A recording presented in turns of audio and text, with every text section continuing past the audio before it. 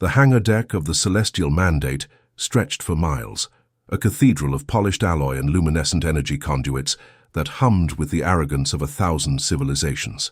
Starfighters hung suspended in gravitational cradles, like jewels in a crown, sleek Valkar interceptors with wings that shimmered like liquid mercury, Silthene stealth corvettes that bent light around their hulls until they were barely visible even at rest, Kalthari heavy fighters adorned with ceremonial, warglyphs that glowed with ancestral pride, and then there was the Ironwing.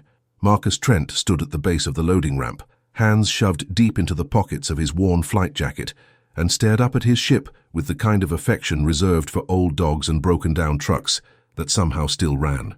The Ironwing was a human-built Mark VII close assault fighter, 30 meters of angular brutality that looked like someone had welded gun platforms onto a cargo hauler and called it a day. Her hull was scarred grey composite, patched in a dozen places with mismatched armor plates. Her engine nacelles were blocky and graceless. Her weapon mounts bristled with kinetic cannons that belonged in a museum, not a modern fleet engagement. She was ugly. She was slow. She was exactly the kind of ship that made every alien pilot in the hangar laugh when they walked past. Still can't believe they let that thing dock here. Marcus didn't turn. He'd heard variations of that sentence 17 times since arriving on the Celestial Mandate 3 days ago. The voice belonged to a Valkar pilot. He could tell by the musical lilt and the barely concealed contempt. The Valkar were beautiful, bird-like beings with iridescent feathers and hollow bones, bred for speed and grace in the skies of their high-gravity homeworld. They flew fighters that moved like thought itself, and they never let anyone forget it. "I heard the humans bought their way into the Stellar Council fleet," another voice added, this one female and sharp with amusement.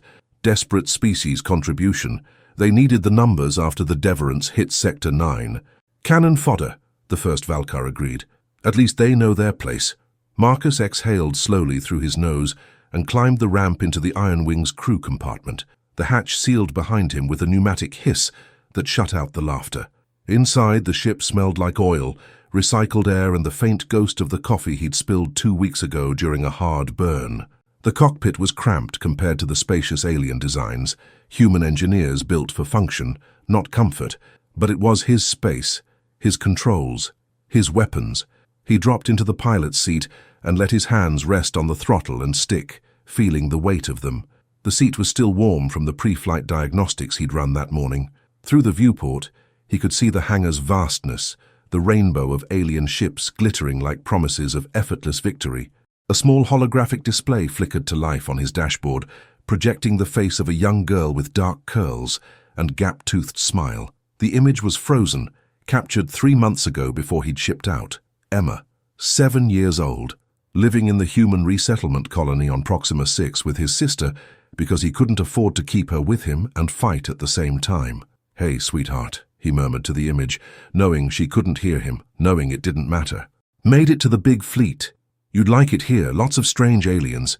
Some of them even have feathers." He paused, his jaw tightening. "They don't think much of us, but that's okay. We're used to that." The comm system crackled, and a clipped, formal voice cut through the quiet. "All pilots report to Briefing Hall 7 for tactical orientation. Repeat, all pilots to Briefing Hall 7. Attendance is mandatory." Marcus switched off the hologram, Emma's face dissolving into pixels, and stood. He sealed his flight jacket, checked that his ID tags were visible, the Stellar Council was particular about identification protocols, and headed back down the ramp. The walk to Briefing Hall 7 took him through corridors lined with viewports that showed the majesty of the Celestial Mandate in all her glory. She was a Dreadnought-class command carrier, 3 kilometers long, home to 6,000 personnel from 47 member species. Outside, the stars wheeled slowly as the ship maintained position in high orbit above the fortress world of Kryn's Gate, staging ground for the Council's counter-offensive against the Deverants. He passed clusters of pilots from other species, Kalthari with their multiple arms gesturing in animated conversation, Silthene gliding silently with their black eyes unreadable, a trio of Torvan heavy worlders whose footsteps made the deck plates shudder. None of them acknowledged him. To them he was invisible, just another human, just another desperate refugee from a backwater species clinging to relevance in a galaxy that had moved on without them. Briefing Hall 7 was already packed when he arrived. Rows of seats descended in tiers, toward a central holographic projector, and nearly every seat was filled with pilots in their species-specific flight suits. Marcus spotted an empty seat near the back and made his way toward it, aware of the eyes tracking him, the subtle shift of bodies away from him as he passed. He sat down between a Silthene who immediately leaned away and a young Valkar who looked at him with something between curiosity and disgust. "You're the human," the Valkar said. Not a question, a statement of fact, like identifying a particularly unpleasant insect. "Marcus Trent," he replied evenly. "Ironwing, Bay 43.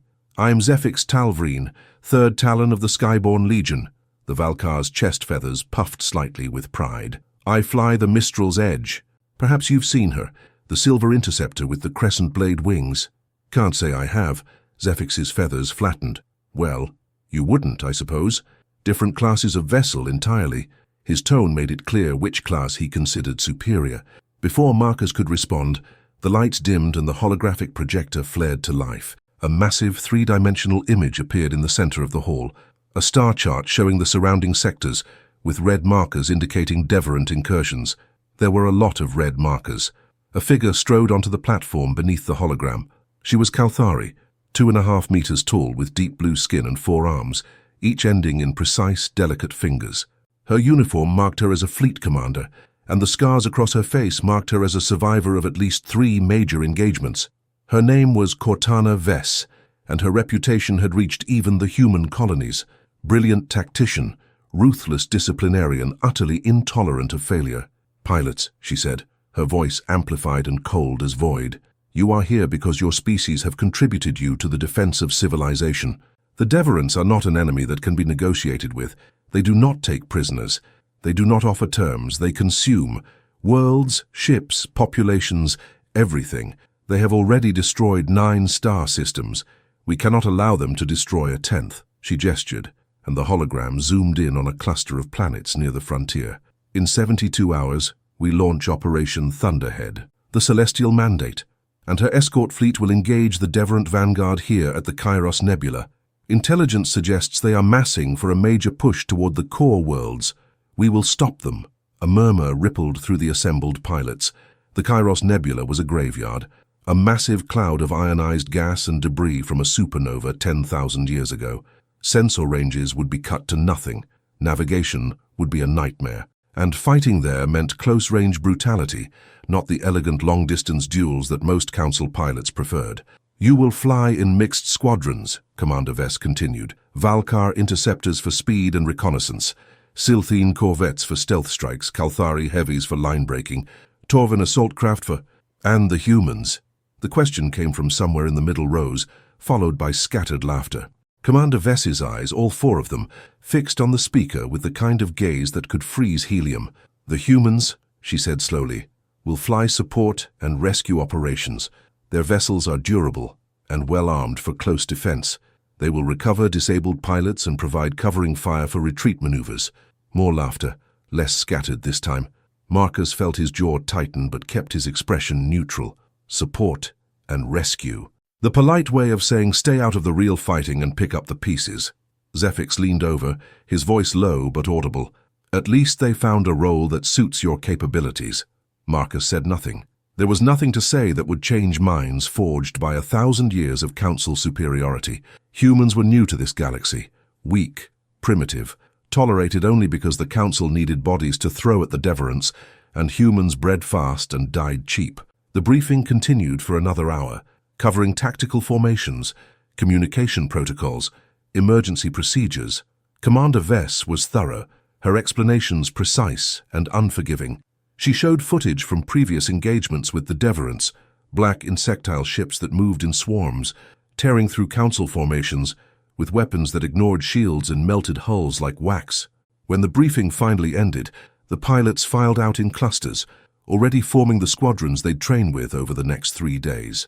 Marcus waited until the crowd thinned before making his way to the exit. "Pilot Trent," he turned. Commander Vess stood on the platform, her 4 arms crossed in a posture that suggested either patience or irritation. It was hard to tell with Kalthari. He walked back down to face her. "Commander, I read your file," she said. "Former cargo hauler mechanic, 2 years piloting asteroid miners in the Sol Belt. Emergency conscription 6 months ago, when the Deverants hit the Outer Rim colonies. She paused. You have no formal combat training?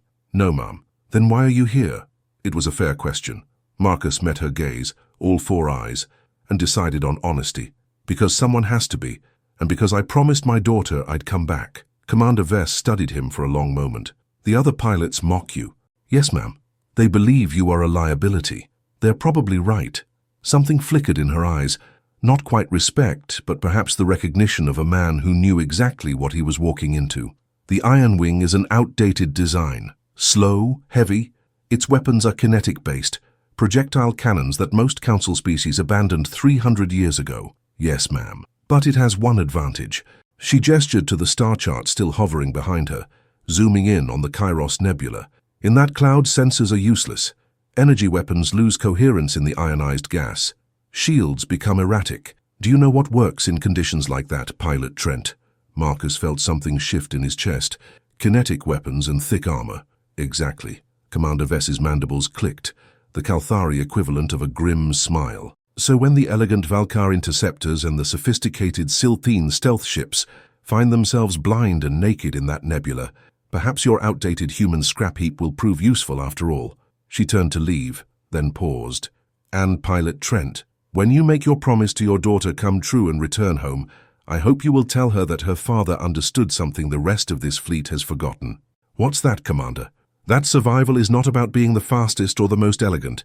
It's about being too stubborn to die. She walked away, leaving Marcus alone in the empty briefing hall, staring at the hologram of the Kyros Nebula, a swirling graveyard where, in 3 days, the beautiful ships would falter and the ugly ones might finally prove their worth. He thought of Emma's face.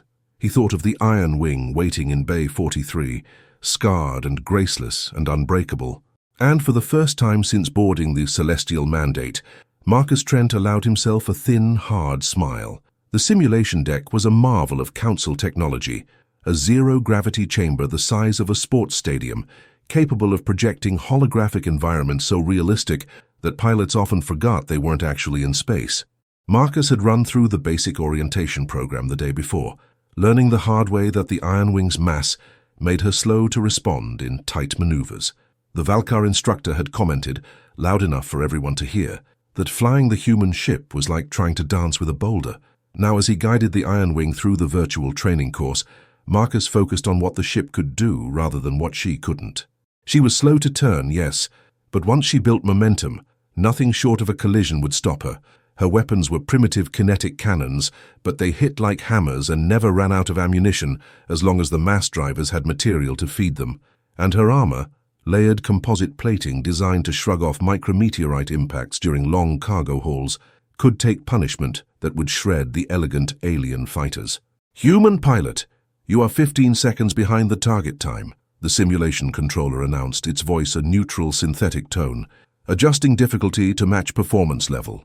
Marcus gritted his teeth and pushed the throttle forward, the Ironwing's engines roaring as she accelerated through a field of holographic asteroids.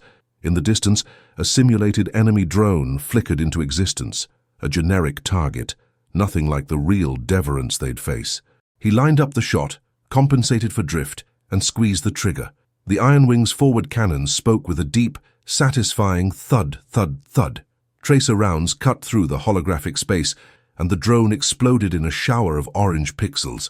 Target eliminated, time to kill 4.3 seconds, Council average 1.8 seconds. Of course it was. Marcus brought the Ironwing around for the next phase of the exercise, trying to ignore the comm chatter from the other pilots, running simulations in adjacent virtual spaces. "Did you see the human's approach vector?" He flew straight at the target. "No finesse at all, just brute force." Perhaps that's all they're capable of. The laughter that followed was familiar. Marcus had heard it in the hangar, in the corridors, in the mess hall where he ate alone because no other species wanted a human at their table. He'd heard it his whole life, actually. Growing up in the Detroit arcology after the Third Resource War, working the assembly lines while richer families shipped their kids off to university, scraping together enough credits to qualify for a pilot's license so he could haul cargo between Luna and Mars. Always the outsider. Always the one who had to work twice as hard for half the recognition. But he'd learned something over the years. Mockery only hurt if you let it. And right now, he had bigger concerns than bruised pride. The simulation shifted to a debris field scenario, dozens of wrecked ships tumbling through space, requiring precise navigation and quick reflexes to avoid collision. Marcus throttled back, letting the Ironwing's superior sensors map the field before committing to a path. The alien ships were faster, yes, but their pilots flew with a confidence that bordered on recklessness. He'd watched 3 Valkar crash their interceptors in yesterday's simulations, too focused on speed to respect the environment. He threaded the Ironwing through the debris with methodical care, rotating the ship to present her heaviest armor toward potential impact points. It took him twice as long as the Valkar, but he made it through without a scratch. Simulation complete. Performance rated adequate. Adequate, the Council's favorite word for human efforts. Marcus powered down the Ironwing's systems and waited for the holographic environment to dissolve. The zero-gravity chamber returned to normal lighting, and he unstrapped from the pilot's seat, pulling himself toward the exit using the handholds. The observation gallery above the simulation deck was crowded with off-duty pilots watching the training runs. As Marcus emerged from the airlock, he heard the applause, polite, mocking applause, and looked up to see Zephyx and a cluster of other Valkar pilots leaning against the railing. "Very impressive, human," Zephyx called down, his voice dripping with false enthusiasm. "You didn't crash once. Truly your people have a gift for not dying immediately." The other Valkar chittered with laughter, their feathers rustling. A few Silthene observers watched with their characteristic blank expressions, impossible to read. In the corner, a massive Torvan pilot, easily 3 meters tall and built like a siege weapon, crossed his arms and said nothing, though his eyes tracked Marcus with something that might have been curiosity. Marcus ignored them and headed for the equipment lockers to stow his flight gear. He'd learned not to respond to provocation. Words wouldn't change their minds. Only results would, and he hadn't had a chance to prove anything yet. Pilot Trent. He turned to find a Silthene standing behind him, so close that Marcus instinctively took a step back. The Silthene were unsettling, humanoid in shape, but utterly alien in presence, with skin like polished obsidian and eyes that reflected light like mirrors. They moved with absolute silence, and their stealth technology was so advanced that they could disappear even in a well-lit room if they chose. This one wore the insignia of a squadron leader. His nameplate read Veltrax Noon. "Can I help you?" Marcus asked, keeping his tone neutral. "I have been observing your performance," Veltrax said. His voice was soft, almost gentle, but there was something predatory underneath it. "You are cautious, methodical. Your ship is slow, but you do not make mistakes. Is that a compliment or a criticism?" "Neither. An observation." Veltrax tilted his head, an oddly bird-like gesture. "The Valkar mock you because they value speed above all else. They believe the fastest ship wins every engagement, but they are wrong. In war, the ship that survives is the one that wins." Marcus studied him, trying to read the alien's intentions. "What's your point?" "My point is that you understand something they do not. You know your ship's limitations, and you work within them. That is a rare quality, especially among new pilots." Veltrax paused. "I am forming a mixed squadron for Operation Thunderhead. Stealth corvettes, 1 heavy fighter, and 1 support vessel. I would like the Ironwing to fill the support role." Marcus blinked. Of all the things he'd expected to hear, a genuine offer to join a squadron wasn't one of them. Why? "Because in the Kyros Nebula, my stealth systems will be compromised by the ionization. I will need a ship that can hold a position and provide covering fire while my corvettes reposition." "Your ship is ideal for that role." Veltrax's mirror-like eyes studied him. "And because I believe you will not abandon your wingmates when the situation becomes difficult. That is also a rare quality." Before Marcus could respond, a harsh voice cut through the equipment bay. "You're wasting your time, Veltrax." A Kalthari pilot approached, not Commander Vess, but a younger male with bright red skin and an arrogant swagger. His flight suit bore the marks of an ace, 7 kill emblems, each representing a Deverant ship destroyed in combat. His name was Kraxon Fell, and his reputation preceded him. Brilliant pilot, insufferable personality, utterly convinced of his own superiority. "The human will be a liability," Kraxon continued, his forearms gesturing dismissively. "The moment we engage real Deverants, he will panic. Humans always panic. They have no warrior culture, no tradition of honor in battle. They are scavengers pretending to be soldiers." Marcus felt his jaw tighten, but kept his expression neutral. "Don't engage. Don't give him the satisfaction." Veltrax, however, showed no such restraint. "Kraxon, you have destroyed 7 Deverant fighters. Impressive. How many Council pilots have you rescued from disabled ships? Rescue operations are not my concern. I am a frontline fighter. You are an egotist who leaves his wingmates to die when it becomes inconvenient to protect them." Veltrax's voice remained soft, but the accusation was brutal. "I have reviewed the combat footage from your last engagement. You abandoned 3 pilots to pursue personal glory. 2 of them died." Kraxon's skin darkened to a deep crimson, his 4 hands clenching into fists. "I was pursuing the primary target. Command approved my tactical decision. Command had no choice but to approve it after the fact. You did not request permission before abandoning your formation." Veltrax turned back to Marcus. "Pilot Trent, you did not answer my question. Will you join my squadron?" Marcus looked between the 2 aliens, the Silthene who had just defended him, and the Kalthari who radiated contempt. Then he looked past them to the observation gallery, where Zephix and the other Valka were still watching, waiting to see if the human would embarrass himself again. "Yes," he said. "I'll join your squadron." Veltrax nodded. "Good. We begin formation training tomorrow at 600 hours. Bay 97, do not be late." He turned and glided away with that unnerving Silthene silence. Kraxon stared at Marcus for a long moment, his 4 eyes blazing with disdain. "You will die in the nebula, human. Your primitive ship and your cowardly instincts will not save you, and when you beg for rescue, do not expect anyone to risk their lives for yours." He stalked away, leaving Marcus alone in the equipment bay. From the observation gallery, laughter echoed, the Valkar finding new entertainment in the confrontation. But Marcus didn't hear it. He was thinking about Veltrax's offer, about the real battle that was coming in 3 days, about the footage he'd seen of the Deverants tearing through council formations, and he was thinking about Emma, safe in the colony on Proxima 6, waiting for him to come home. He finished stowing his gear and headed back to the hangar. The Ironwing was waiting for him in Bay 43, surrounded by the gleaming alien fighters that represented everything humans were not: fast, elegant, sophisticated, deadly. But as Marcus climbed the ramp and sealed himself inside his ship's familiar, cramped cockpit, he felt something that had been absent since he'd arrived on the Celestial Mandate. Purpose. Veltrax had seen something in him. Maybe it was just pragmatism, a need for a durable support ship and a pilot stupid enough to fly one, or maybe it was something else. Recognition that survival wasn't about being the best, but about being reliable when everything went wrong. Marcus powered up the Ironwing systems and ran a full diagnostic, engines nominal, weapons loaded and ready, armor scarred but intact, life support adequate. Everything was exactly as it should be. He pulled up Emma's hologram and let it flicker to life on the dashboard. She smiled at him, frozen in that moment of joy, unaware of the war her father was flying toward. "Made a new friend today, sweetheart," he murmured. "Well, maybe not a friend, but someone who doesn't think we're completely useless. That's progress."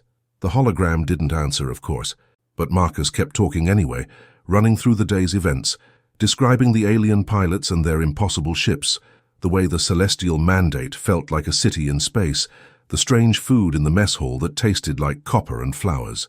He talked until the ship's internal clock showed 2300 hours, long past the time he should have been asleep. But sleep didn't come easily anymore, not when he knew what was waiting in the Kyros Nebula. So instead, Marcus Trent sat in his cockpit, surrounded by the scarred walls of the Ironwing, and prepared himself for the only thing he knew how to do: survive long enough to keep his promise. Outside, the stars wheeled in their ancient dance. Indifferent to the fears and hopes of one human pilot in a ship the galaxy had already dismissed as obsolete. But the stars had never met the Ironwing's cannons, and they had never met Marcus Trent. Bay 97 was located in the lower decks of the Celestial Mandate, far from the gleaming showcase hangars where the elite squadrons maintained their ships. The lighting was dimmer here, the walls less polished, and the air carried the smell of recycled coolant and industrial lubricant. It was, Marcus realized, as he guided the Ironwing into her assigned position, exactly the kind of place where the Council put things it didn't want to think about. 3 other ships were already docked when he arrived. 2 were Silthene stealth corvettes, sleek dark vessels that seemed to absorb light rather than reflect it, their hulls covered in sensor-baffling material that made them look like holes in space. The 3rd ship was a surprise, a Torvan heavy fighter, a massive wedge of armor and weapons that made even the Ironwing look delicate by comparison. Marcus powered down his systems and made his way to the bay floor, where Veltrax was already waiting.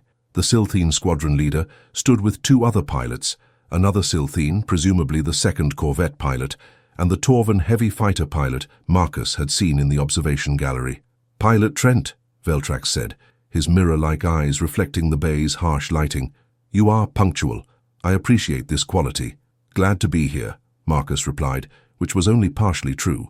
He was glad to have a squadron, but the circumstances that had led to it, being considered suitable only for support roles, being grouped with other pilots in the lower decks, reminded him exactly where humans stood in the Council's hierarchy. "Introductions," Veltrax continued, gesturing to the other Silthene. "This is Mirax Shade, my wingmate. We have flown together for 6 years." Mirax nodded, a subtle gesture. She was smaller than Veltrax, her obsidian skin marked with silver patterns that might have been tattoos or natural markings. It was impossible to tell with Silthene. "I have heard the others speak of you, human. They say your ship is a relic." "They're not wrong," Marcus said. "But relics sometimes endure when modern things fail," Mirax replied. "We will see." Veltrax turned to the Torvan, who stood with his massive arms crossed over a chest that looked like it had been carved from granite. "This is Throne Breakstone, heavy assault specialist." The Torvan studied Marcus with small, deep-set eyes that held no mockery, only evaluation. When he spoke, his voice was like grinding boulders. "You are small, human. Your species is weak by Torvan standards. But Veltrax says you do not run from difficulty. This is good. Running is for prey." Marcus extended his hand, a human gesture of greeting that he wasn't sure would translate.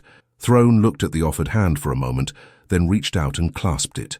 His grip was crushing, but he released quickly, as if aware of his own strength. "We are not a prestigious squadron," Veltrax said, his tone matter-of-fact. "We are assigned to Bay 97 because Mirax and I refuse to abandon wounded pilots for the sake of glory. Throne is here because the other Torvan pilots consider him too cautious, and you are here because you fly a human ship. We are the unwanted, the overlooked, the ones who do not fit the Council's image of what warriors should be." "Sounds like my kind of people," Marcus said. Veltrax's expression didn't change. Silthene faces were nearly immobile, but something in his posture suggested satisfaction. "Good. Then we understand each other. Let me explain how we will operate in the Kyros Nebula." He activated a holographic projector, and a three-dimensional image of the nebula appeared between them. It was beautiful and terrifying, a vast cloud of ionized gas, glowing in shades of purple and orange, threaded through with debris fields and gravitational anomalies. "Standard Council doctrine is to maintain formation integrity and rely on long-range sensors to identify targets," Veltrax explained. "This doctrine will fail in the nebula. Sensors will be unreliable at best, useless at worst. Energy shields will fluctuate. Directed energy weapons will lose coherence." "Which means," Throne rumbled, "we fight like our ancestors fought. Close range, visual targeting, ship against ship." "Exactly," Veltrax continued. "Mirax and I will use our stealth systems to scout and harass. Throne will anchor the center with his heavy weapons. And Pilot Trent, you will hold the defensive position and provide covering fire for any pilot who needs to withdraw and regroup." Marcus studied the hologram, noting the tight formation Veltrax was proposing. "That puts me directly in the line of fire." "Yes. And if my ship is disabled, then we extract you if possible, or you die if extraction is impossible. War does not offer guarantees." Veltrax met his gaze. "But I will tell you this, human. I have never abandoned a wingmate.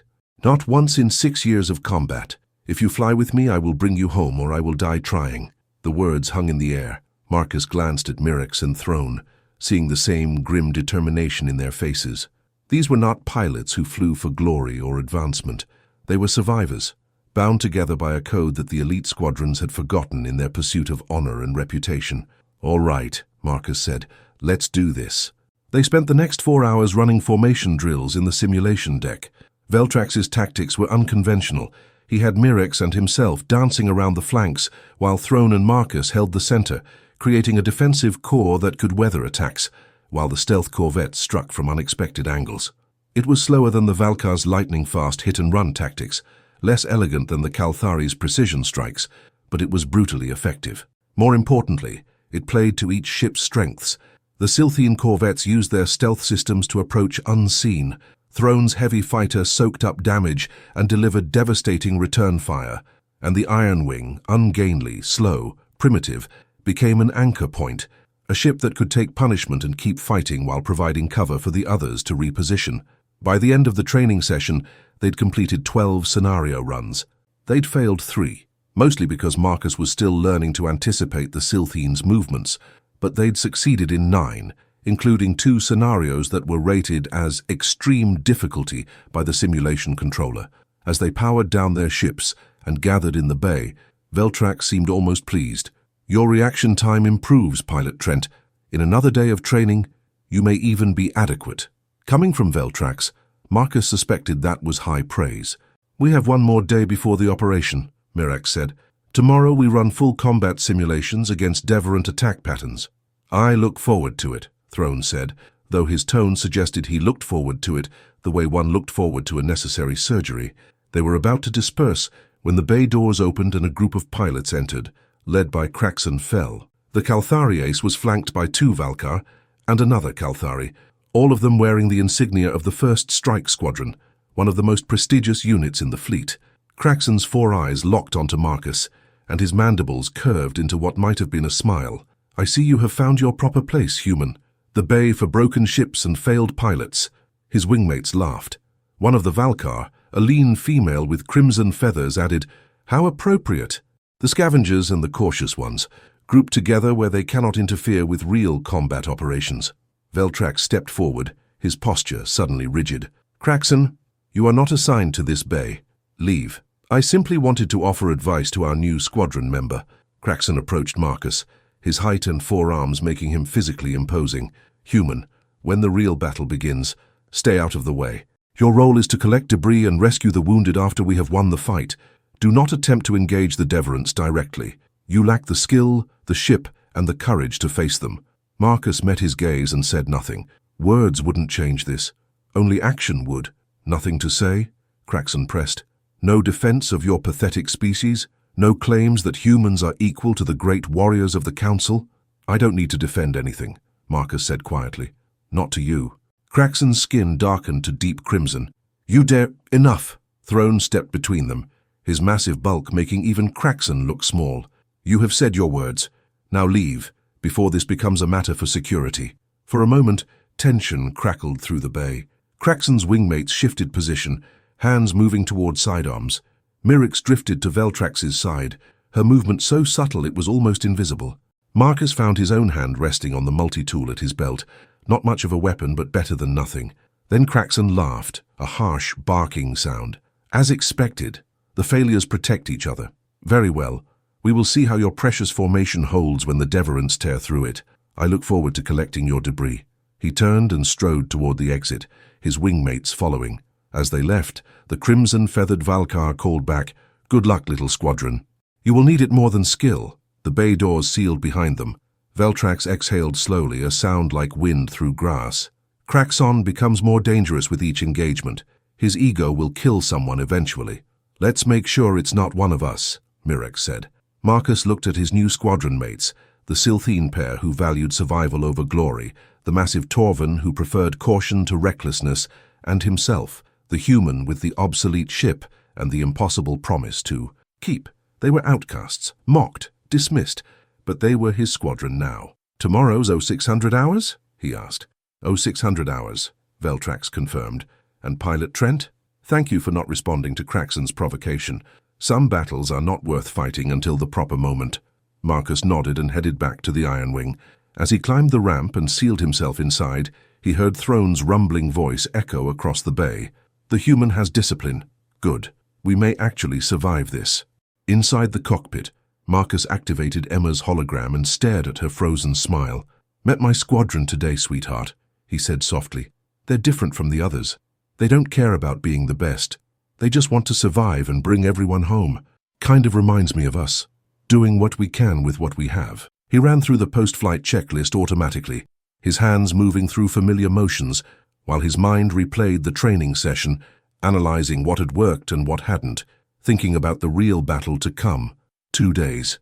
That's all they had left before Operation Thunderhead launched, and the celestial mandate jumped to the Kyros Nebula. 2 days to prepare for an enemy that had destroyed 9 star systems and showed no signs of stopping. 2 days before Marcus Trent would discover whether his promise to his daughter was one he could actually keep. Outside the Ironwing, the lights of Bay 97 dimmed to night cycle, and the 4 ships of the unnamed squadron rested in the shadows, waiting for the dawn and the battle that would either forge them into something greater or scatter their atoms across a distant nebula. But for now, in this quiet moment, Marcus allowed himself to hope that he'd found something rare in this vast, indifferent galaxy, allies who would stand with him when the darkness came. The jump to the Kyros Nebula took 17 hours. Marcus spent most of that time in the Ironwing's cockpit, running system checks and trying not to think about the fact that they were hurtling through dimensions humans barely understood toward a battle against an enemy that ate civilizations for breakfast. The celestial mandate emerged from jump space with the characteristic shudder that accompanied faster-than-light translation. Through the Ironwing's viewport, the nebula filled the visible universe. A churning sea of ionized gas in shades of violet, orange, and deep crimson, lit from within by the dying light of the supernova that had birthed it 10,000 years ago. It was beautiful in the way a hurricane was beautiful, magnificent, deadly, and utterly indifferent to human concerns. "All squadrons, this is Fleet Command." Commander Vess's voice came through the comm system, crisp and controlled. "We are detecting deverant signatures throughout the nebula, multiple contacts. They know we are here. All pilots to your ships. Launch in 30 minutes. The hangar deck erupted into controlled chaos. Pilots sprinted to their vessels. Ground crews made final checks. The massive bay doors began their slow opening sequence, revealing the nebula's swirling expanse beyond the energy barrier that kept the void at bay. Marcus sealed his flight suit, strapped into the Ironwing's pilot seat, and began the launch sequence. Around him the ship hummed to life, engines warming, weapons systems coming online, sensors calibrating as best they could against the nebula's interference. "Veltrax's squadron, sound off," the Silthine's voice came through the tactical channel. "Mirex ready," came the response. "Throne ready to break things," the Torvan rumbled. "Trent ready," Marcus said, his hands steady on the controls despite the ice in his stomach. "Good. Remember the formation. Stay close, stay aware, and do not chase glory. Our objective is survival and mission completion, nothing more." The launch bay's traffic control gave them clearance, and one by one the ships lifted off the deck and slid through the energy barrier into the nebula. The Ironwing shuddered as she hit the ionized gas, her sensors immediately degrading as the interference washed over her systems. Marcus compensated, switching to visual tracking and short-range proximity alerts. Around him, the nebula was like flying through a storm cloud made of fire and electricity. Streamers of glowing gas drifted past the viewport. Chunks of ancient debris tumbled through the clouds, fragments from the supernova, from long-dead ships, from worlds that had died when the star exploded.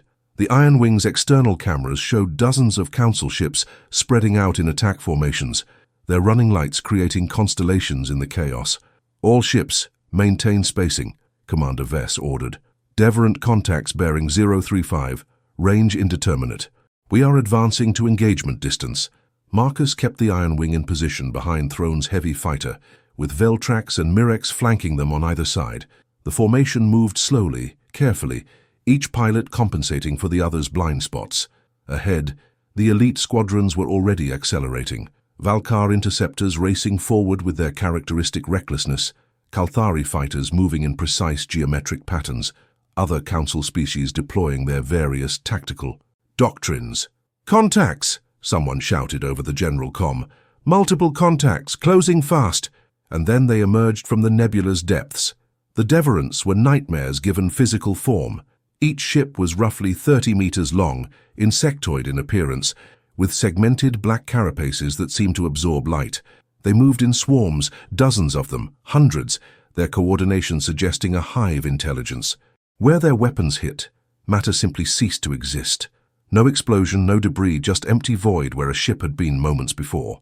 "All squadrons, engage at will." Commander Vess's voice carried an edge now, the first hint of tension breaking through her discipline. The battle erupted across 100 kilometers of nebula. The Valkar interceptors hit first, streaking toward the Deverants with their energy weapons blazing. For a moment, it looked like it might work. Then the Deverants adapted. Their formation shifted, rippled, and suddenly the Valkar were flying into a kill zone. Energy weapons dissipated harmlessly in the ionized gas. Shields flickered and failed. 3 interceptors disappeared in rapid succession, erased by the Deverant's void weapons.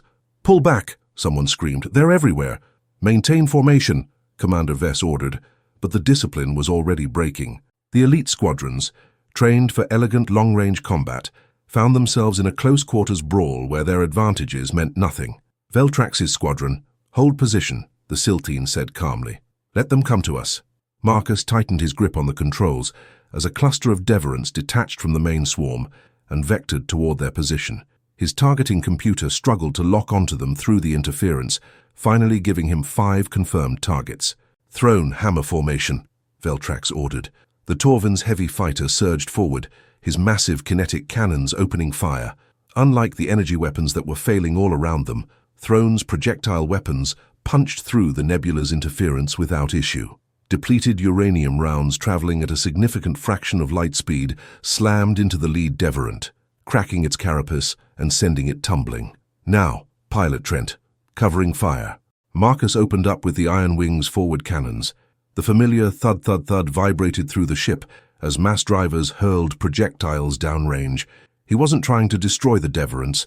Throne was better suited for that. His job was to create a wall of fire that would force them to slow, to hesitate, to give Veltrax and Mirax the opening they needed. The Silthine corvettes vanished from his sensors.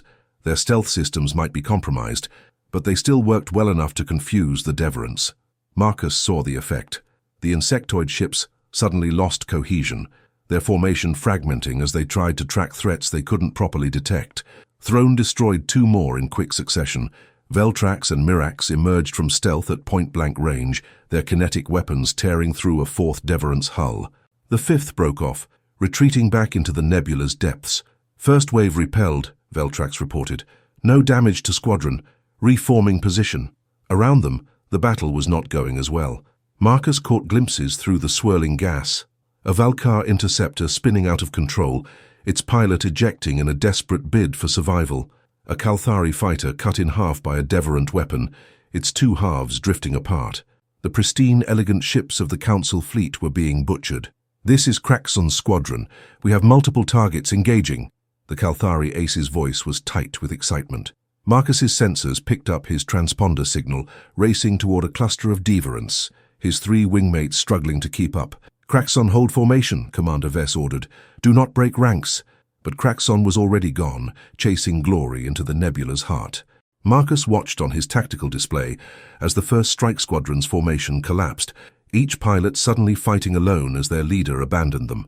Distress call from First Strike 3. The emergency channel crackled. "Engines hit. Life support failing. I need—" The signal cut off. "First Strike 4 here. I'm surrounded. I can't—" Static. And then, impossibly, Kraxon's triumphant voice. "Confirmed kill. I have destroyed a Deverant capital vessel. Repeat. Capital vessel destroyed." Marcus didn't have time to process that. His proximity alarm screamed as 6 Deverants dropped out of the nebula directly above them, their void weapons charging with visible energy. "Evasive!" Veltrax snapped. Throne dove left. Veltrax and Mirax scattered right. Marcus yanked the Ironwing into a hard climb, or what passed for a climb in 0 gravity, pushing the engines to their limit. The ship was slow, but she was nimble enough at close range. Void beams cut through the space where they'd been seconds before. One of them clipped the Ironwing's port armor, and Marcus felt the ship shudder. Damage indicators flared yellow across his console, but nothing critical. The armor had held. "They're on us," Mirax called. "I cannot shake them."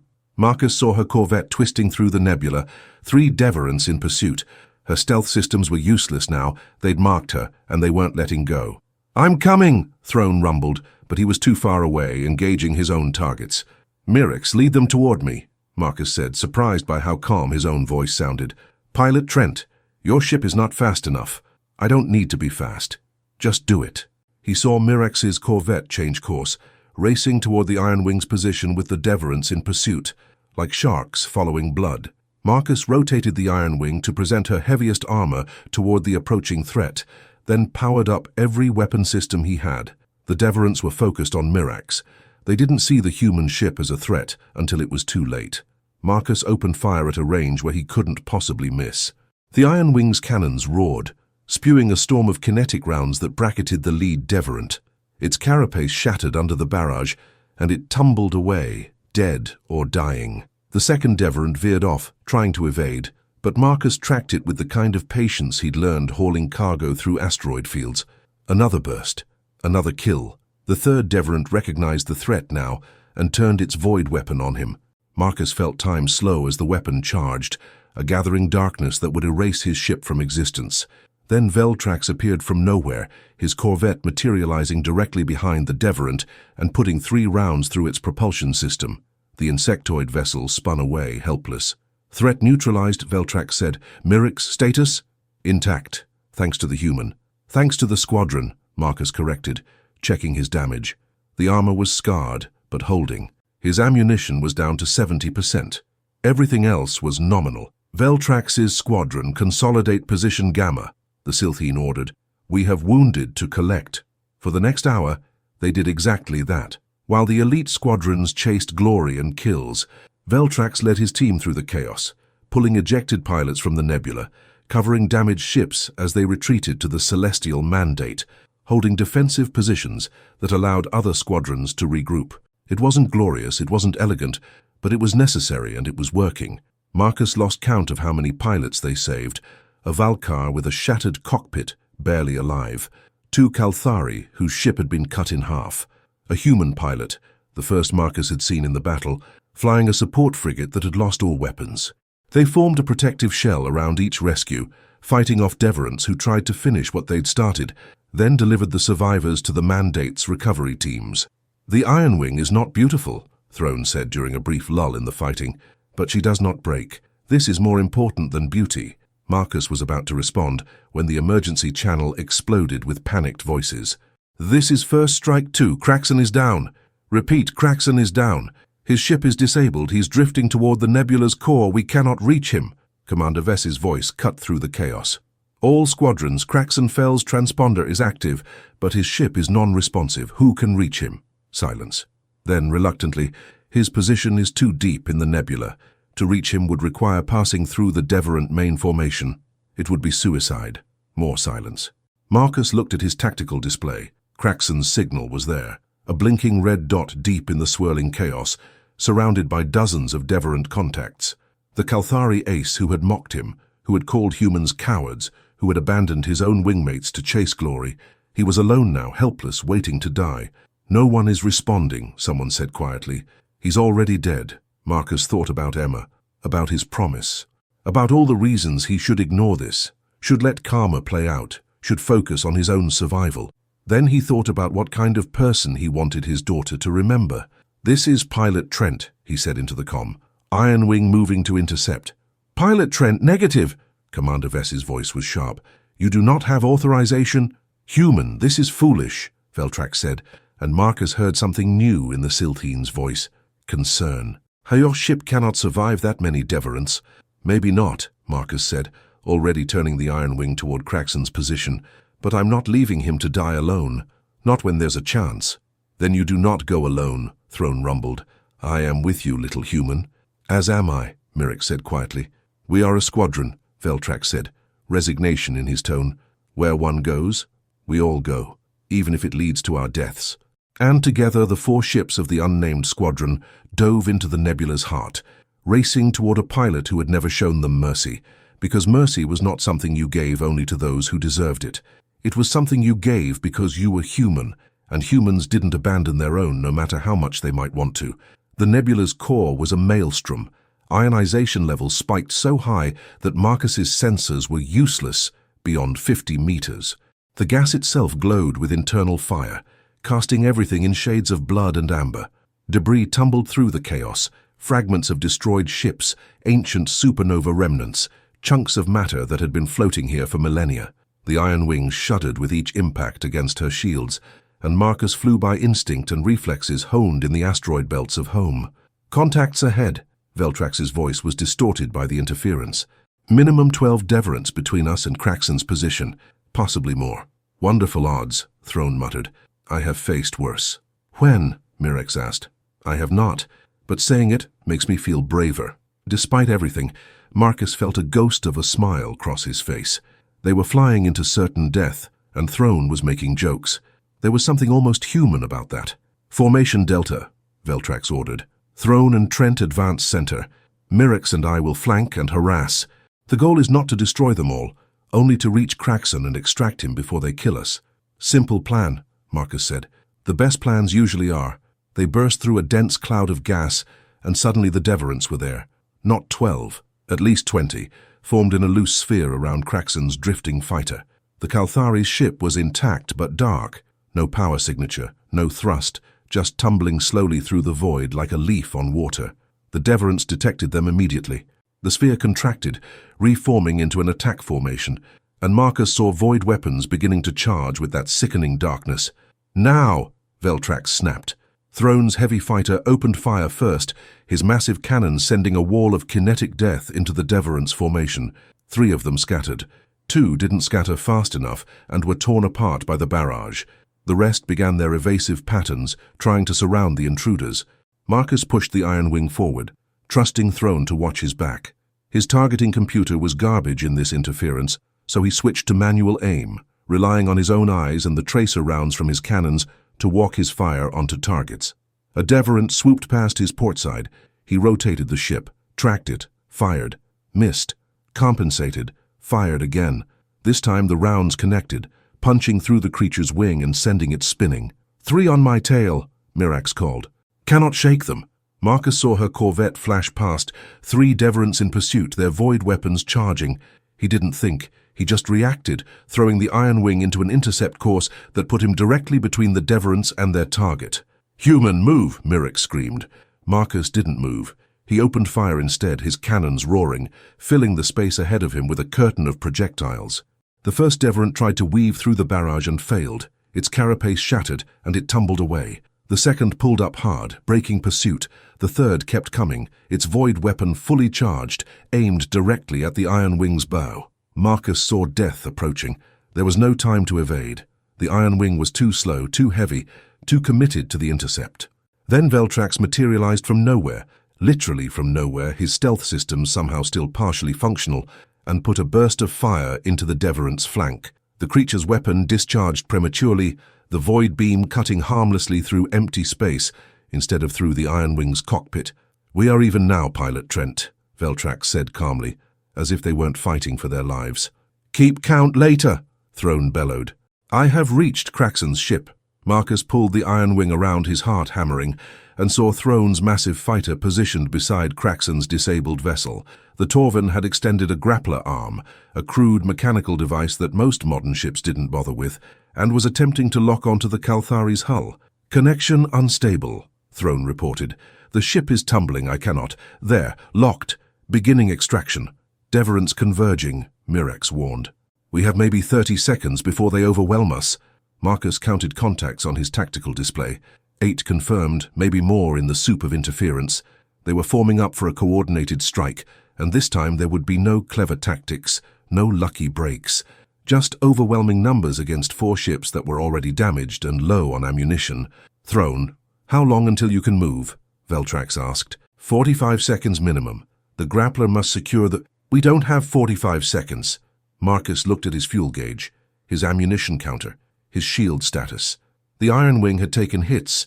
Her port armor was scored down to bare metal in places. One of her secondary thrusters was offline, and her reactor was running hot from sustained combat operations. She was a tough old ship, but she wasn't invincible. He thought about Emma, about the promise he'd made, about how unfair it was that he'd come all this way, survived this long, only to die protecting someone who despised him. Then he thought about the kind of man his daughter would want him to be, and the decision became simple. "Veltrax, take Mirax and fall back to Throne's position," Marcus said. "Form a defensive shell around him while he secures Kraxon. I'll buy you time." "Negative, Pilot Trent. We do not—" "That's an order, Squadron Leader." Marcus cut him off, surprised by the authority in his own voice. "We need Throne to complete the extraction. We need you and Mirax to protect him while he does, and we need someone to make sure those Deverants are too busy to coordinate their attack. Human, you are not sacrificing yourself for Kraxon." Throne's voice was almost angry. "He does not deserve. This isn't about what he deserves. It's about who we are.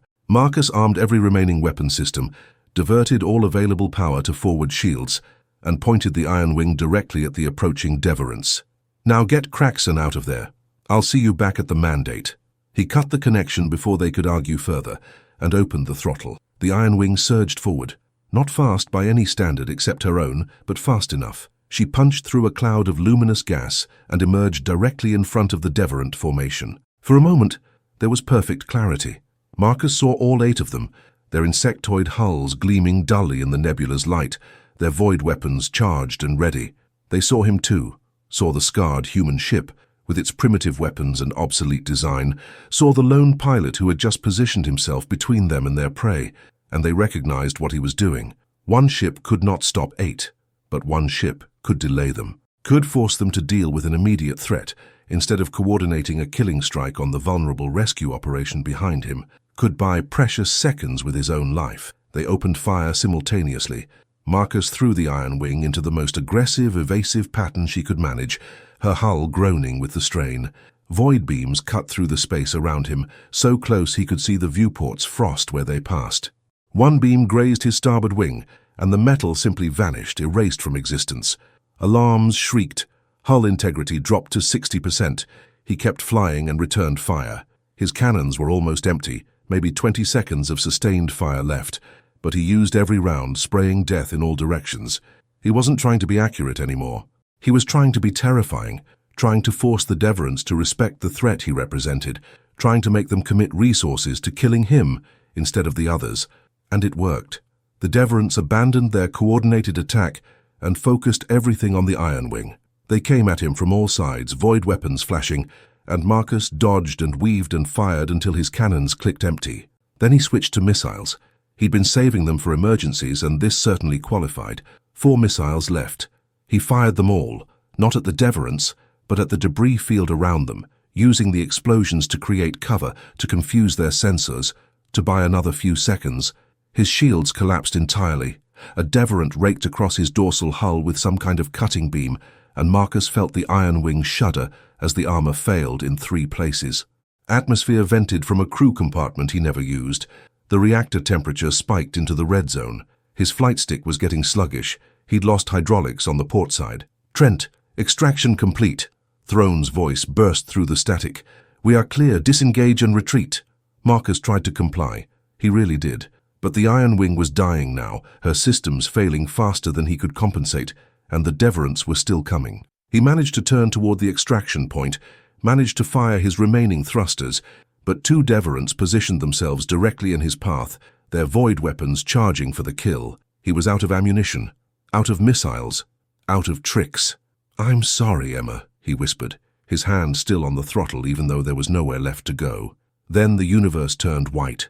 A barrage of fire tore through the Deverants from behind, not from his squadron, but from somewhere else. Marcus's sensors, half dead though they were, registered new contacts. Dozens of them, council ships converging on his position from multiple vectors. "All units, this is Commander Vess. The Celestial Mandate has broken through the Deverant lines. We are covering Pilot Trent's retreat. All fighters engage the enemy." The 2 Deverants blocking his path were torn apart by massed fire from Kalthari heavy fighters. More council ships swept past the Ironwing, forming a protective screen between Marcus and the remaining enemy forces.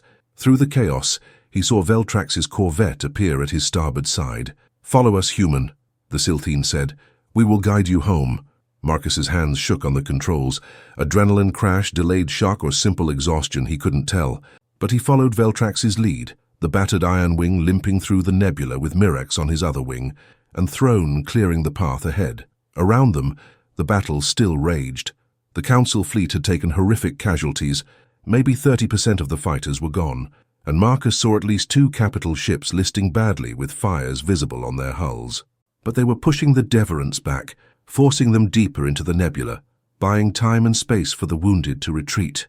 "Ironwing to Mandate, requesting emergency landing clearance," Marcus managed to say, his voice hoarse. "Cleared for Bay 97, Pilot Trent," the traffic controller responded. "Medical teams are standing by." "I don't need medical. Ship does, though. Just get her home, pilot. Mandate out." The journey back felt longer than the battle itself. Every kilometer revealed new damage to the Ironwing, Scored armor, blown thrusters, shattered sensor arrays, coolant leaking from a dozen ruptures. She looked like she'd been through a shredder, but she flew. Somehow, impossibly, she still flew. When they finally reached the celestial mandate and passed through the energy barrier into Bay 97, Marcus felt something in his chest unclench. He guided the Ironwing to her assigned spot, powered down the dying systems, and just sat there for a moment staring at his hands. They'd done it. Against all logic and probability, they'd extracted Kraxon and survived. The cockpit hatch hissed open, manual release, the hydraulics were shot, and Marcus climbed out to find his entire squadron waiting for him. Veltrax, Mirex, Throne, all of them looking remarkably intact, considering what they'd just been through. "You are insane," Veltrax said flatly. "Probably," Marcus agreed, "but you are also alive, which suggests your insanity has practical applications." Throne approached, and without warning, pulled Marcus into a crushing embrace that lifted him completely off the deck. "You fought like a Torvan, like a warrior. I am proud to call you squadron mate." "Can't breathe," Marcus gasped. Throne set him down, looking sheepish. "Apologies. I forget how fragile you are." "We all forget," Mirax said, and there was respect in her voice now. "But perhaps fragile is not the correct word. Resilient. Yes, that is better." The bay doors opened again, and a medical team entered, carrying a stretcher. On it lay Kraxon Fell, unconscious but alive, his forearms secured against his body. Behind them walked Commander Vess, her blue skin marked with burns, one of her arms in a sling. She surveyed the squadron, her four eyes moving from one pilot to another, finally settling on Marcus. "Pilot Trent," she said, "you disobeyed a direct order." "Yes, ma'am." "You risked your squadron's lives for a pilot who had abandoned his own wingmates." "Yes, ma'am." "You exposed yourself to enemy fire when any rational analysis suggested you would be killed." "Yes, ma'am." Commander Vess was quiet for a long moment. Then she did something Marcus had never seen a Kalthari do. She smiled. "In 40 years of military service, I have seen many types of courage. Courage of skill, courage of desperation, courage of ignorance. But what you demonstrated today was something rarer. You showed courage of conviction, the knowledge that an action is right regardless of personal cost or probable outcome." She stepped forward and placed one of her hands on Marcus's shoulder. "The Council has long believed that humans are weak, that your species has nothing to contribute to galactic civilization except bodies for the grinder. Today, you proved that belief false, not through superior technology, not through cunning tactics, but through simple, stubborn refusal to abandon a fellow pilot, even one who deserved abandonment." She turned to address the entire bay, raising her voice. "Let it be known that Pilot Marcus Trent and Veltrax's squadron conducted themselves with exceptional valor during the Battle of Kyros Nebula. When others fled, they held. When others abandoned their comrades, they risked everything for rescue. They embody the highest ideals of the Stellar Council fleet." Applause began, slowly at first, then building. Ground crews, other pilots who had made it back, even a few of the Valkar, their feathers ruffled with grudging respect. Marcus looked at his squadron, at Veltrax, whose mirror eyes reflected the bay lights, at Mirex, who had trusted his judgment even when it seemed suicidal, at Throne, who had followed him into death's mouth without hesitation. "We're not done yet," he said quietly. "The Deverants are still out there." "Yes," Veltrax agreed, "but now perhaps they know that humans are not prey, and neither are we." In the medical bay, Kraxon Fell would wake hours later to learn that his life had been saved by the pilot he'd mocked, the squadron he'd dismissed, and the ugly human ship he'd called obsolete. But that reckoning would come later. For now, in Bay 97, 4 pilots who had been outcasts stood together as something new, warriors who had proven that survival was not about being the best, but about being too stubborn to let anyone die alone. The Ironwing would never fly again. Marcus stood in Bay 97 3 hours after the battle, staring at his ship, while repair crews swarmed over her hull with diagnostic equipment and grim expressions. The damage assessment was brutal. 70% of her armor plating would need replacement. Both portside thrusters were completely destroyed. The reactor had microfractures that made it a hazard to even power up, and her entire sensor array was fused slag. The chief engineer, a 6-limbed Axthari with compound eyes and a perpetually irritated demeanor, had delivered the verdict with clinical precision. "This vessel is beyond field repair. It should be scrapped and recycled for parts." Marcus had thanked him for the assessment and asked how long it would take to make her space-worthy again anyway. The engineer had stared at him with all 12 eyes. Are humans incapable of understanding basic structural engineering? I just told you. I heard what you said. I'm asking how long. 72 hours minimum, and that's if we strip parts from 3 other wrecks and work around the clock. The result will be a ship held together with prayers and improvisation. So basically how she was before the battle, Marcus had replied. Now he watched the crews work, cutting away ruined sections of hull, welding replacement plates that didn't quite match, rerouting power conduits around damaged systems. The Ironwing looked worse than ever, a patchwork monstrosity of mismatched parts and emergency repairs. But she would fly. That was all that mattered. They are telling stories about you. Marcus turned to find Veltrax standing beside him, appearing as silently as always. The Silthene's obsidian skin bore new scars, shallow grooves where Deverant weapons had come too close, but he moved with the same fluid grace. Stories? Marcus asked. In the mess halls, the observation decks, even in the command briefing rooms. Veltrax tilted his head. The human who flew the obsolete ship into certain death and survived. The pilot who saved the arrogant Kalthari ace. Some call it foolishness. Others call it heroism. A few call it luck. What do you call it? Necessity. Veltrax gestured to the Ironwing. You did what needed to be done because no one else would. That is not heroism or foolishness. It is simply being the person who shows up when everyone else looks away.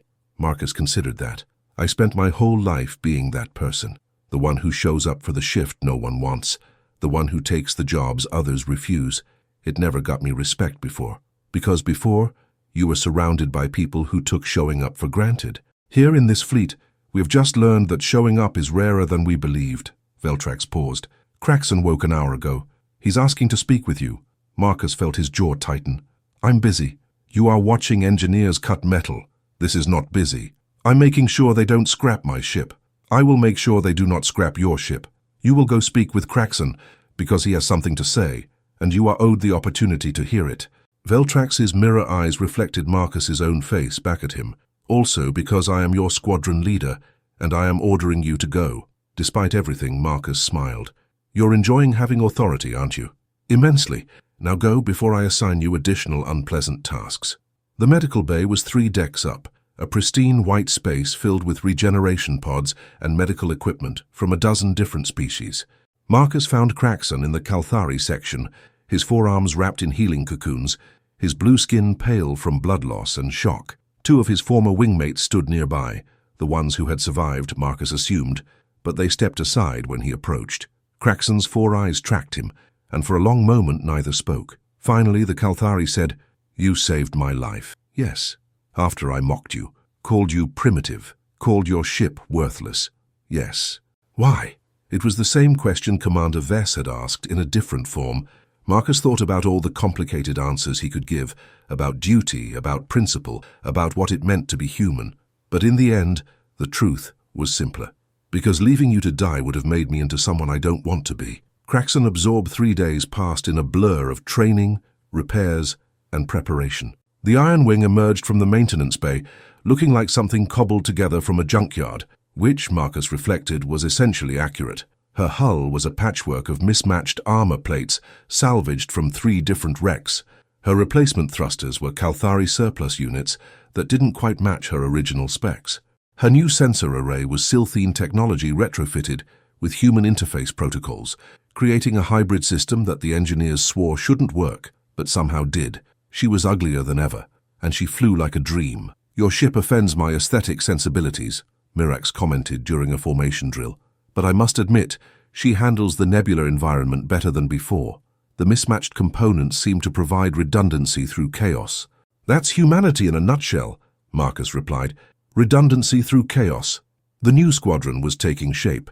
Commander Vess had assigned them 6 additional ships, 2 more human pilots flying refurbished Mark 7 fighters like the Ironwing, a pair of young Valkar who had specifically requested transfer after seeing the squadron's performance, a Silthene scout, and a massive Torvan troop carrier that Throne had somehow convinced to join them. I told him we need someone to carry wounded, Throne had explained. Also, he is my brother, well, third nest brother. Torvan family structures are complicated. They called themselves Shadow Squadron, a name Veltrax had chosen with typical Silthene understatement. "We operate in the shadows of the great fleets," he had said. "We do the work others will not acknowledge. The name is appropriate." Now, as the Celestial Mandate prepared for its second engagement with the Deverants, Shadow Squadron gathered in Bay 97 for Commander Vess's final briefing. The holographic display showed a different battlefield this time, not a nebula, but an asteroid field surrounding a mining colony called Veritac Station. Intelligence reported that the Deverants were massing for an attack on the station, which housed 20,000 civilians from a dozen species. The Council fleet would arrive first and hold the line until evacuations could be completed. "We have 6 hours to extract every civilian from Veritac Station before the Deverant Vanguard arrives," Commander Vess explained, her 4 hands gesturing at various points on the map. "The station has limited evacuation capacity.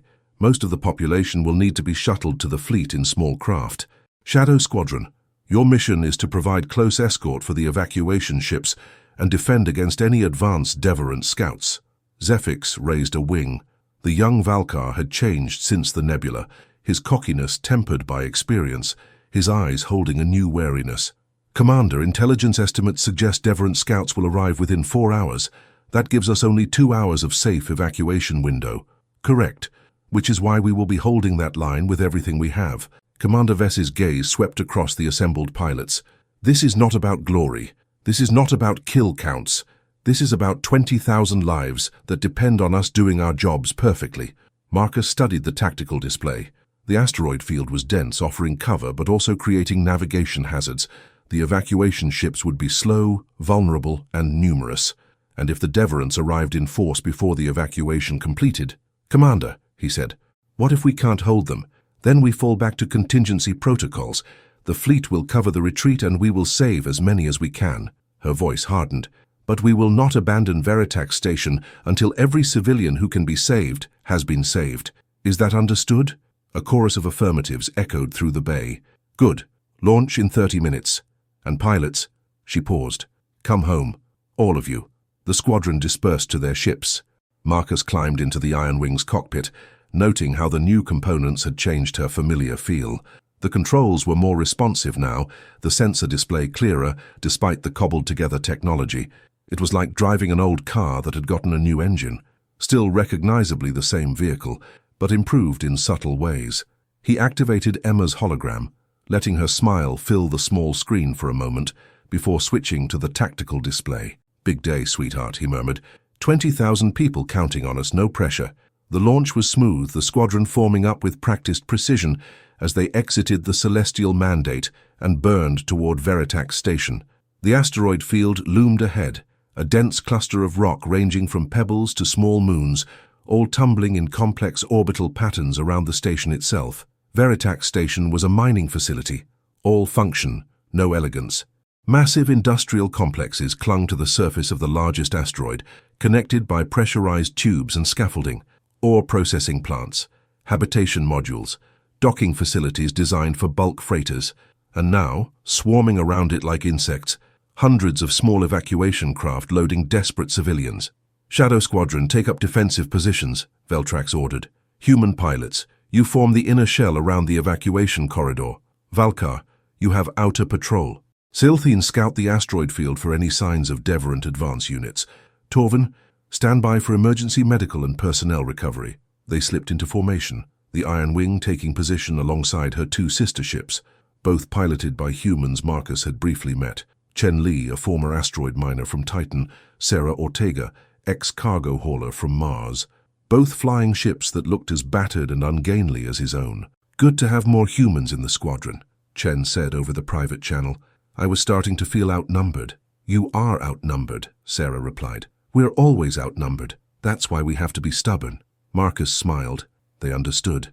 They'd lived the same life he had, scraping by, working the jobs others refused, being dismissed and overlooked and told they weren't good enough. Now they were here, protecting 20,000 lives with ships the galaxy called obsolete. The first hour went smoothly. Evacuation ships cycled through the corridor in waves, packed with civilians clutching emergency bags and children. The Shadow Squadron pilots held their positions, watching the asteroid field, waiting for the inevitability they all knew was coming. It came in the second hour. Contact. Mirex's voice cut through the comm. Deverant scouts, bearing 270, range 15,000 kilometers. Count is... A pause. Count is 30 plus. They are advancing in formation. Shadow Squadron, defensive positions, Veltrax ordered. Do not engage unless they cross the threshold. We hold the line. Marcus watched his sensors as the Deverant contacts crept closer. They were being cautious this time, learning from previous engagements. Not rushing in recklessly, but probing, testing, looking for weaknesses. Additional contacts, one of the Valkar reported. 40 more Deverants. Different vector. They are attempting to flank our position. And here, another pilot called, 20 more on our starboard side. Commander Vess's voice came through from the fleet. Shadow Squadron, you have at least 90 Deverant scouts approaching your position. Fleet support is 10 minutes out. Can you hold? Veltrax was silent for a moment, calculating odds, considering options. Then, we will hold, Commander. Shadow Squadron, weapons free. Engage at will.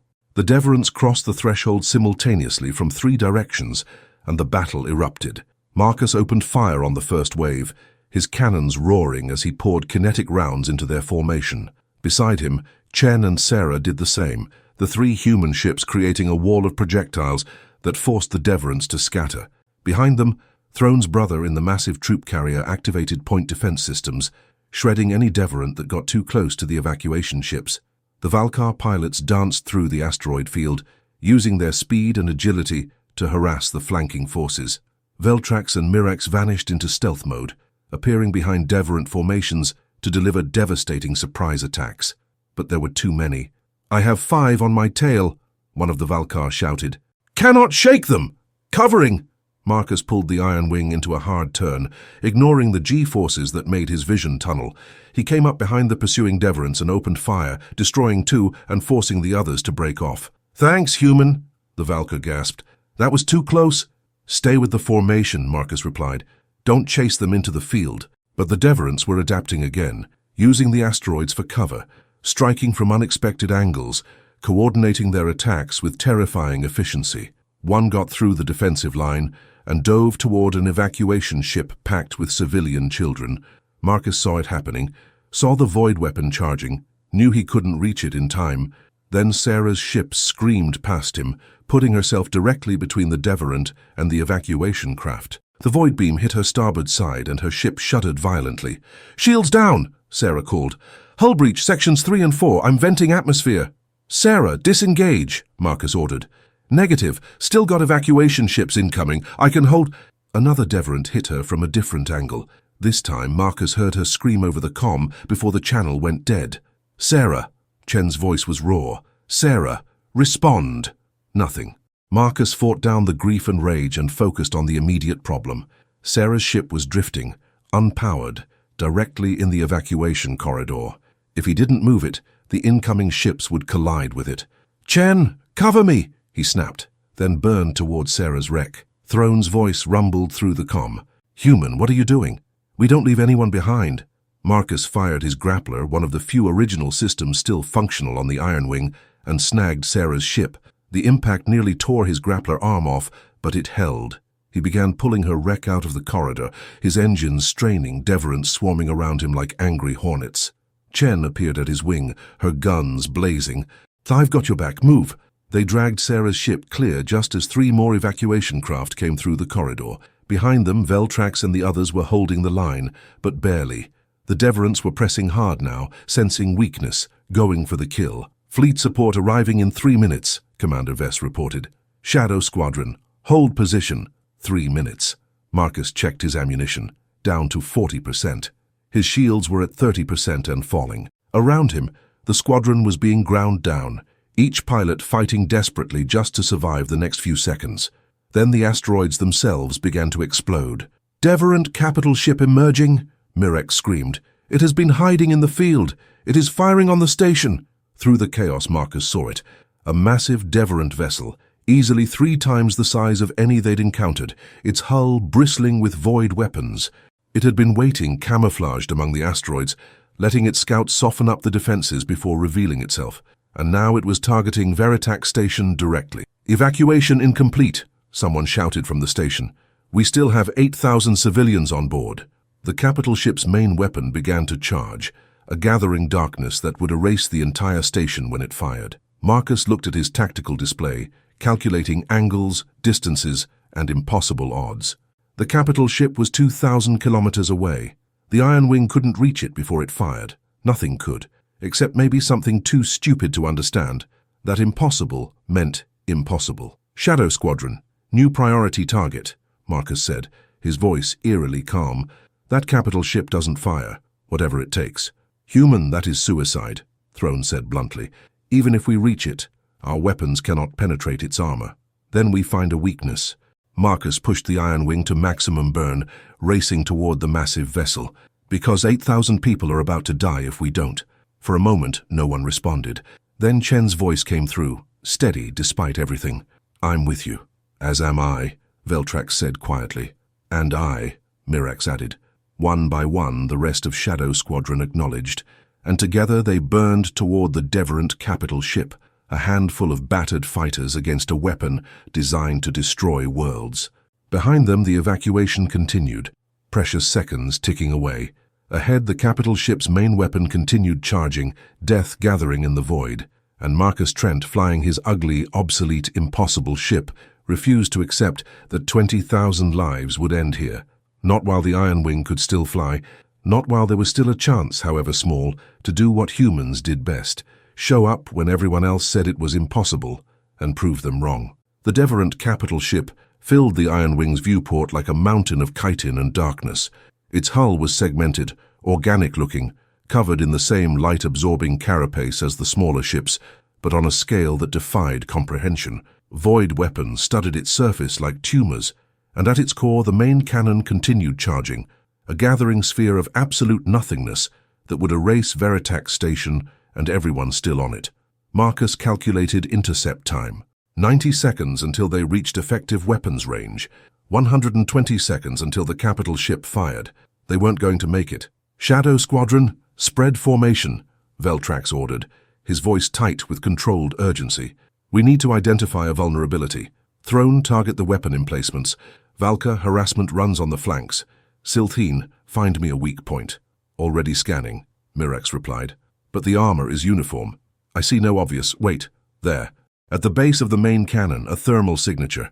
Heat venting from the weapon as it charges. A cooling system, Marcus said, understanding immediately.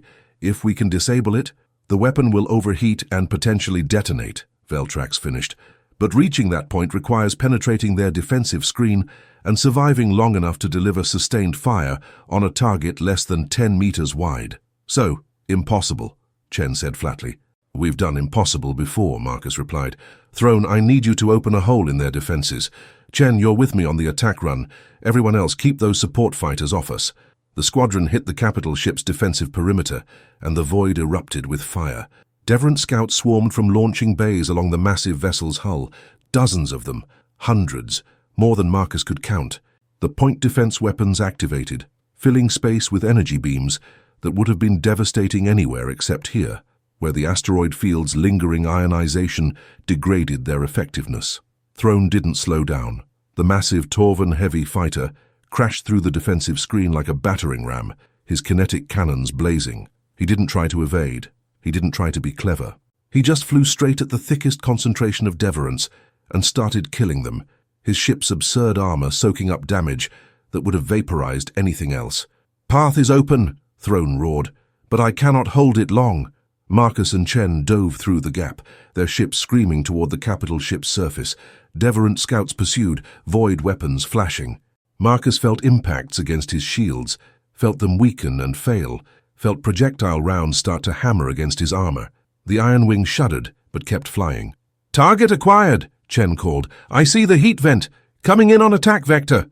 They raced along the capital ship's hull, so close that Marcus could see the individual segments of its carapace, could see the weapon ports tracking them, could see the main cannon's charging cycle entering its final phase. The heat vent was exactly where Mirax had said, a circular opening maybe 8 meters across, glowing cherry red as it vented thermal energy from the weapon. Marcus opened fire first, his cannons roaring. Kinetic rounds slammed into the armored plating around the vent, cracking it, creating fractures. Chen added her fire, and together they poured everything they had into that one small point. "Weapon charging at 90%, someone shouted from the fleet. 50 seconds to firing. The armor around the vent was cracking, but not fast enough. They needed more firepower, more time, more of something they didn't have. Then Veltrax appeared from nowhere, his stealth corvette materializing directly above the vent. "Mirex with me. Concentrated fire Mark 1. The two Silthene ships unleashed everything. Cannons, missiles, even their emergency plasma charges. The combined barrage struck the weakened armor, and finally it gave way. The vent's protective covering shattered, exposing the raw cooling system beneath. "Now," Veltrax ordered, "pour everything into that opening." Marcus switched to armor-piercing rounds, his last magazine, and emptied it directly into the exposed cooling system. Chen did the same. The effect was immediate and catastrophic. The cooling system exploded, sending shrapnel tearing through the weapon's internal mechanisms. The charging cycle destabilized. The gathered energy began to cascade. "The weapon is overloading," Mirax reported. "But it is not discharging. The energy is building toward critical failure." "How big an explosion are we talking about?" Marcus asked, though he suspected he knew the answer.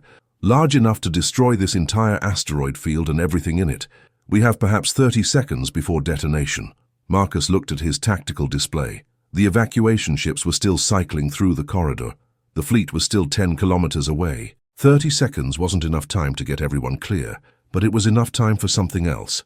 "Shadow Squadron, emergency retreat," he ordered. "Get those evacuation ships out of the blast radius. Now." "What about you?" Chen asked, though her voice suggested she already knew. "Someone needs to make sure this thing doesn't drift toward the station before it blows. I'm going to keep it pointed away from the civilians." "Absolutely not," Veltrax said sharply. "We do not sacrifice members of this squadron. Veltrax, there's no time to argue. Get them out. That's an order." "You are not my commander." "No," Marcus agreed, "but I'm the one in position to do this. And you know I'm right." Silence, broken only by the screaming alarms from the dying capital ship. Then Veltrax said very quietly, "You promised your daughter you would come home." Marcus thought about Emma, about her smile, about all the moments he would miss. Her first day of school, her graduation, her wedding, the grandchildren he would never meet. About how unfair it was that trying to be a good man meant breaking the most important promise he'd ever made. "I promised her I'd do everything I could to come home," he said softly. "But I also need her to know that some things matter more than promises, like 20,000 lives. She'll understand. Eventually." "Human." Throne's voice was thick with emotion. "This is not acceptable. Get them out, Throne, all of them, that's what matters." He cut the connection before they could argue further and turned the Ironwing toward the dying capital ship. The vessel was shaking now, violent tremors running through its massive hull as the weapon's core collapsed. Marcus extended his grappler arm and clamped onto the nearest solid point he could find, then fired his engines at maximum thrust. The Ironwing wasn't a powerful ship. She couldn't outrun fighters or outmaneuver interceptors, but she had one quality that mattered right now. She was too stubborn to quit. The engines screamed. The grappler arm groaned under stress it was never designed to handle. And slowly, impossibly, the capital ship began to rotate, its bulk shifting away from Veritax Station, away from the evacuation corridor, away from 20,000 innocent lives. Marcus watched his fuel gauge plummet, watched his reactor temperature spike into critical ranges, watched systems fail one by one as he pushed the Ironwing beyond every safety limit. "Come on," he whispered. "Just a little more. Just a few more seconds." The capital ship rotated another 10 degrees, 20, 30. Its forward axis was now pointing toward empty space, away from anything that mattered. It was enough. Marcus released the grappler and fired every remaining thruster, trying to put distance between himself and the imminent detonation. The Ironwing responded sluggishly, her engines depleted, her reactor on the verge of shutdown. He managed to get 500 meters away before the Deverant capital ship exploded. The shockwave hit the Ironwing like a physical blow, spinning her end over end. Marcus felt the ship disintegrate around him, saw the cockpit canopy crack, felt the deck plating buckle, heard the screech of metal tearing apart. His harness held, but barely. Alarms were screaming. The reactor was going critical. The life support was failing. Through the shattered canopy, he saw stars wheeling crazily as the Ironwing tumbled through space, dead and broken and done. He reached for Emma's hologram with fingers that didn't quite work anymore, managed to activate it one last time. Her smile filled the fractured screen, impossibly bright against the darkness. "I'm sorry, sweetheart," he whispered. "I tried. I really tried." Then the reactor shut down completely and the Ironwing went dark. Marcus floated in silence, watching the stars, waiting for his oxygen to run out. It was, he thought distantly, a better death than most. He'd saved 20,000 lives. His squadron had survived. Emma would grow up knowing her father had been brave. It would have to be enough. The cold was starting to seep in when he saw lights approaching. Small lights at first, then bigger ones. Ships coming toward him. He tried to activate his distress beacon, but nothing responded. The Ironwing was completely dead. The ships came closer, and Marcus recognized them through his failing vision. Shadow Squadron. All of them. Veltrax, Mirax, Throne, Chen, the Valkar pilots, even Throne's brother in the massive troop carrier. They hadn't retreated. They'd come back for him. Veltrax's corvette pulled alongside the shattered Ironwing, so close that Marcus could see the Silthene through his own viewport. Veltrax's usually impassive face showed something that might have been relief, or anger, or both. "Did you really think," Veltrax's voice came through Marcus's emergency suit comm, "that we would leave you behind, after everything you have taught us about not abandoning squadron mates? The explosion happened exactly as you intended, away from the station, away from the civilians, away from everything except us who chose to remain here because you are our brother, and brothers do not abandon each other." The troop carrier extended its boarding tube, sealing against what remained of the Ironwing's hull. Marcus felt hands grabbing him, pulling him from his dying ship, dragging him into warmth and light and life. Throne was there, his massive frame filling the corridor. "You stupid, brave, wonderful human," the Torvan rumbled, and there were tears in his eyes. "You nearly gave me a heart failure." "Sorry," Marcus managed. "Do not apologize. Just promise you will not do it again." "Can't promise that." "I know. That is why we will always be here to pull you back from death, because you are too foolish to save yourself." They rushed him to the medical bay, where Kalthari doctors swarmed around him, treating injuries he hadn't realized he had. Commander Vess appeared at some point, her face grim but satisfied. 20,000 civilians evacuated successfully, she reported. 0 casualties among the evacuation ships. Shadow Squadron losses. 1 ship destroyed, presumed pilot killed. She paused. "I am pleased to report that the presumption was incorrect." "Sarah?" Marcus asked, hoping against hope. Commander Vess's expression softened. "I am sorry. We recovered her body from the wreck. She died protecting those children. She will be honored appropriately." Marcus closed his eyes, grief washing over him despite the victory. Sarah Ortega had been a hauler from Mars. She'd told bad jokes and complained about the food, and flown her ugly ship with the same stubborn determination as any human, and now she was gone, her name added to the list of prices paid for survival. "She saved them," he said quietly. "That matters." "Yes," Commander Vess agreed. "It matters very much." The next few hours passed in a blur of medical procedures and debriefings. By the time Marcus was cleared to leave the medical bay, the Celestial Mandate was already underway, heading back to Council space for resupply and reinforcement. The war wasn't over.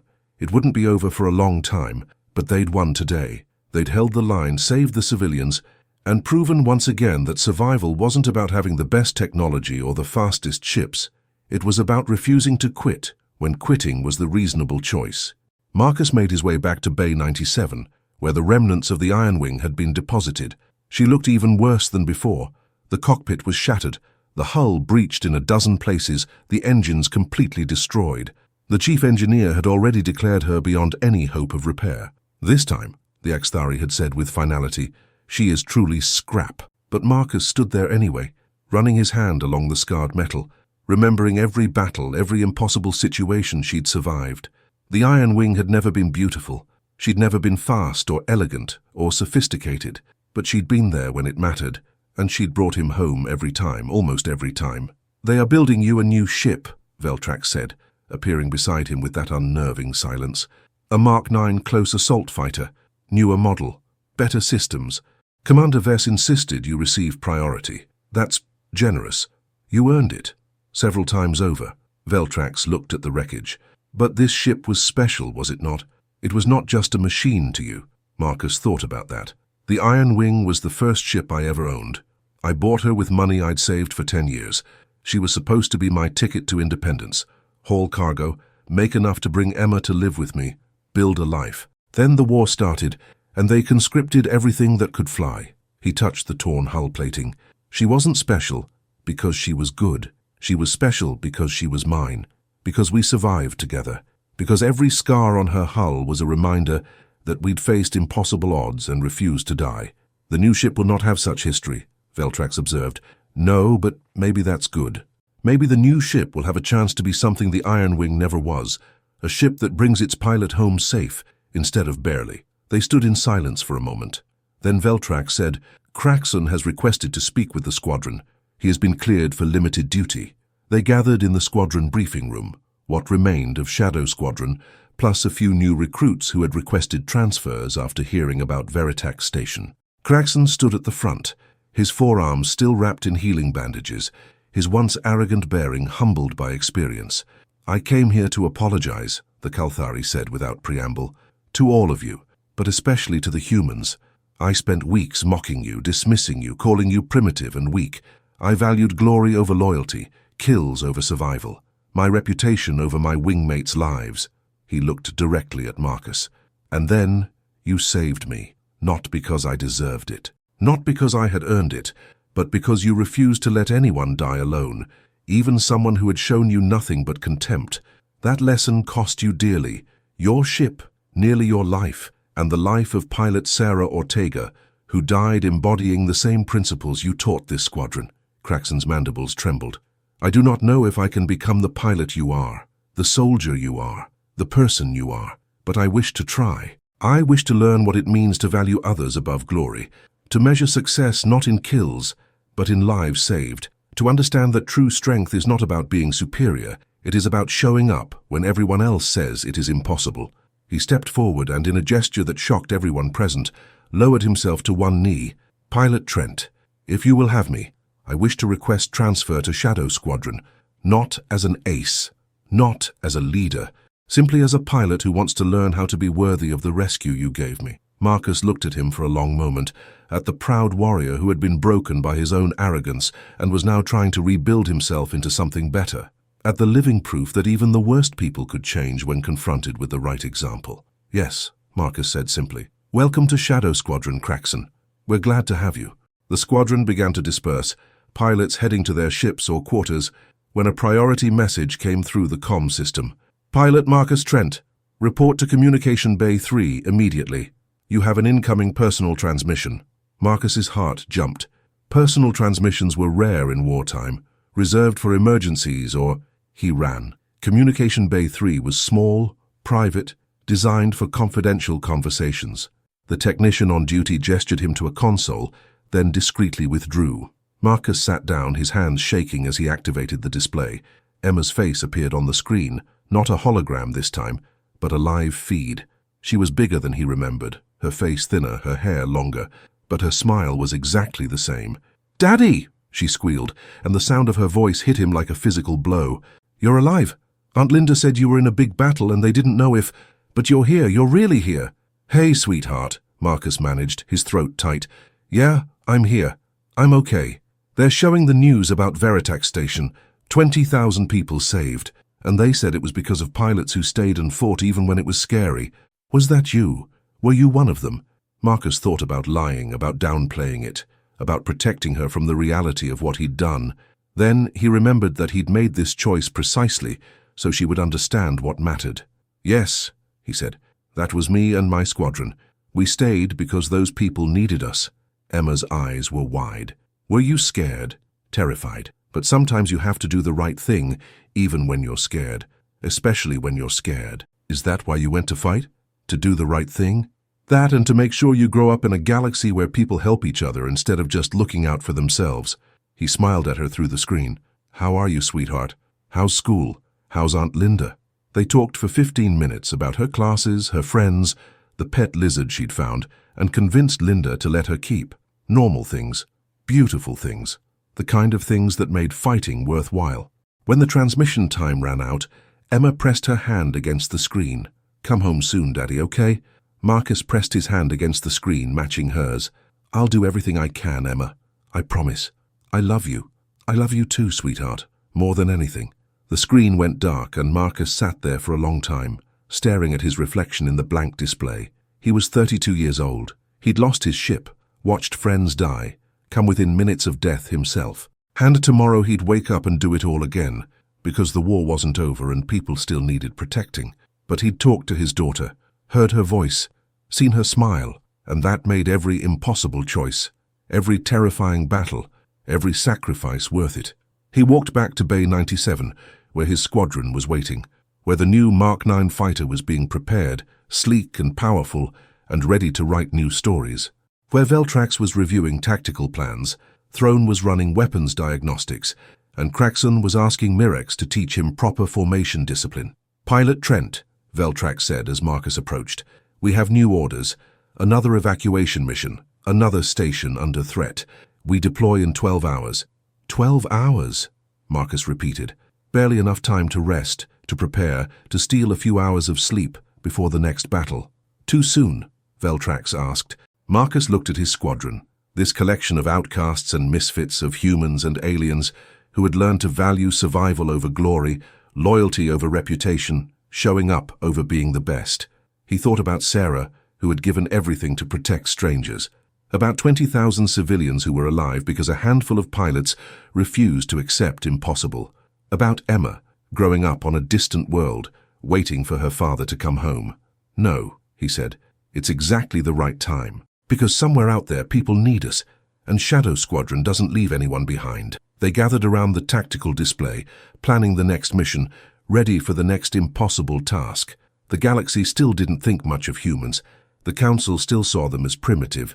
The war was far from over. But in Bay 97 on the Celestial Mandate, a squadron of survivors stood ready to prove once again that sometimes the ships that look weakest are the ones that refuse to break, that sometimes the pilots everyone dismisses are the ones who save them all, and that when the cannons of an ugly, obsolete, impossible human ship rain fire on the enemy, even the galaxy itself has to admit, humanity might not be the strongest species.